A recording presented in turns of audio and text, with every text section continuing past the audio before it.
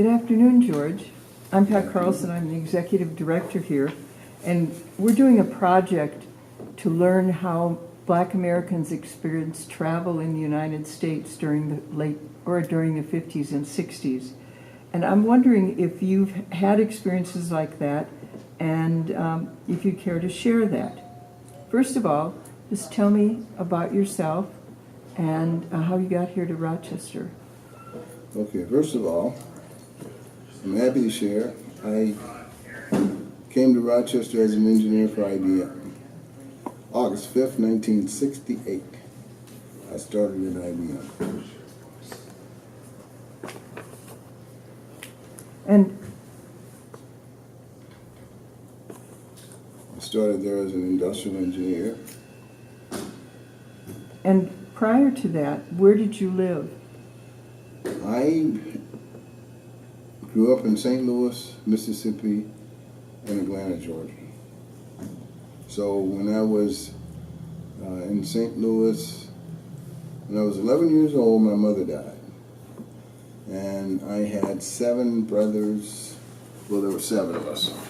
So I had 1 brother and 5 sisters. And our dad used to take us into Mississippi during the summer because he worked 2 jobs and sometimes 3. And in order to, because he was working so much, our grandparents would take care of us. And that's where I had the first taste and found out that the color of my skin could be a real serious problem for me. What were your experiences when you were traveling? Did your family prepare for every trip? Our family very definitely prepared. We traveled by automobile, and we traveled and trains. And I remember distinctly packing, well, I don't remember packing, but my father packed things like cold chicken, and we had and potato salad. We had an assortment of things.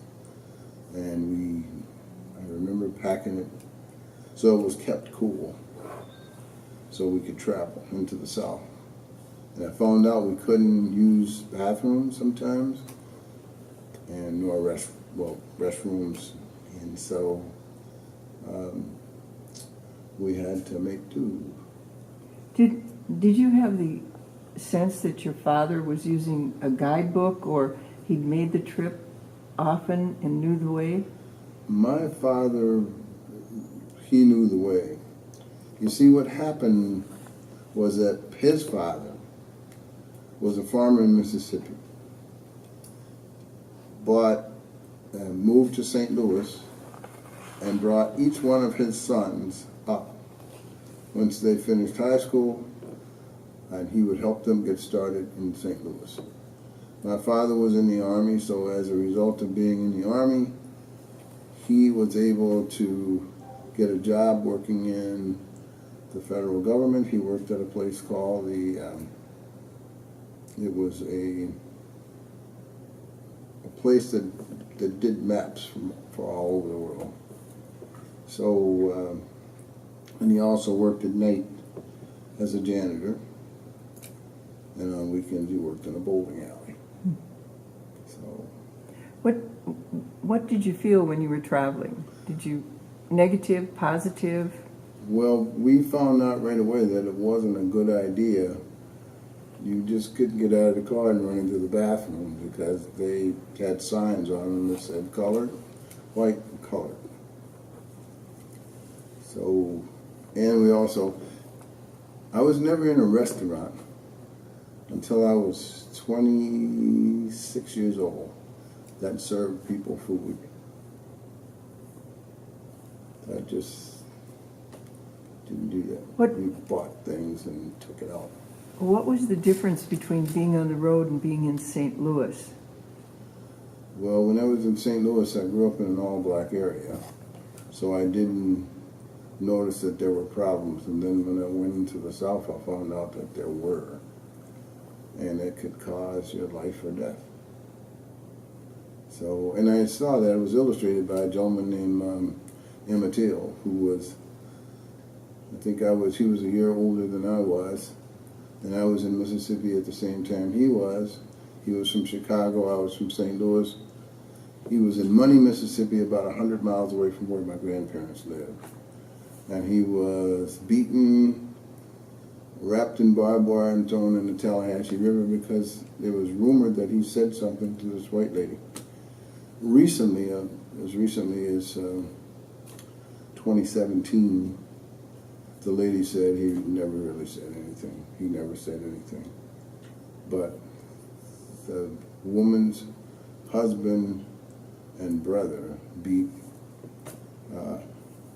Emmett Till to death. And being 100 miles away from that and seeing and hearing, and of course my cousins had already told me that there were things you just couldn't do. You couldn't walk down the sidewalk. If a white person walking down the sidewalk, you had to get off in the street, and you didn't look them directly into their eyes, because if you did, they thought that they could misunderstand it and believe that you thought you were equal to them, and that was something that. And those are Mississippi rules? I would say not only Mississippi, but in the South. Okay. Alabama, Mississippi, it just So in the South. how did you leave there? Not going to say in a hurry. How did I leave there? Well, when you say leave, are you talking about one trip, or are you talking? Well, when let's I just finished talk my about education? one trip. What was the Okay, first trip well- you took to leave St. Louis? Oh, well, I was in my dad's car, and we drove down, and we stopped to get gas from and time to time, and you got out and you got the gas and you kept going, unless you found a restroom. And sometimes there were restrooms that were that did say colored, but usually it was a combination, men and women used it, whereas the other ones, they might say colored men, or white women, white men. So When did you leave for a more permanent basis, say after high school? oh, well, here's what happened. When I was 16 years old, my father remarried, so about 6 years later, my father remarried, and I decided that I didn't like his wife. So I asked him if I could go to school in the South. And when I went to school in the South, they had a big new high school. And so I went there, and then played football and basketball, got a little scholarship to the community college that was there, played there 2 years, and then went to Atlanta, Georgia, where I had an opportunity to participate in the sit-ins, but our coach suggested that we not do that because the whole purpose of the sit-ins were you were supposed to sit down and let people pour hot soup on your head or whatever else, and you weren't supposed to do anything about it. And my arms and legs decided that I just couldn't let someone pour things on me, and so we didn't go and participate. But from there, I went back to Washington University in St. Louis and graduated with an engineering degree, and then was interviewed by IBM and came to IBM. Okay. Yes. Right after college. Right after college. Well, I worked for Dow Chemical for a couple of years while I was going to college at night. And then you came to Rochester IBM. Came to Rochester IBM, yes. Were there any difficulties traveling then? Obviously, that was 68. 1968. Well, that was the year that Martin Luther King passed away and President Kennedy was shot. And there's some tension. And then people also said, and I guess one of the reasons that I decided to work in the area of diversity for a while was because I was asked to share my experiences as a black person in this community, and went to a church and talked to people, and afterwards a lady came up to me and said, after the crowd kind of dispersed, said, how do you feel about taking the job away from a deserving white guy when you folks are always on welfare anyway? how do you feel good about taking a job over? I was kind of shocked because I thought I went to school, I got an education, they told me that was the way to progress. And I had a family and felt like I needed to support them, and that's why I had gotten the education that I had gotten, and I was a little frustrated with that. Decided not to speak about diversity anymore, and then didn't for about 20 years. Okay. Good. So is there anything else you'd like to add before we wrap this up? No. Appreciate the opportunity to share some information about history and the importance of the significance of the Green Book, and I know its intention was very, very good and needed. But I guess the thing that you have to probably recognize is there's upper class, middle class, and then there's lower class. At the time, we were just barely, my father working 2 or 3 jobs, we were barely touching the middle class, the bottom of the middle class. So I didn't know about the Green Book. The Green Book was probably for folks that were a little bit higher up and shared information, but we knew we weren't going to pay to stay any place. So we knew it was a matter of driving however long it was going to be needed until you found a relative. Did your father, I just have a question, did your father ever talk about this in any way with you, or was it just like rules, you don't get out, you don't go into white only, you don't get into? My father said a few things to me, and then he said, well, you can't do this. And you have to say, yes, sir, and yes, ma'am. Well, yes, sir, and yes, ma'am, anywhere were things that we said to anyone who was older than we were. So that was not a big change.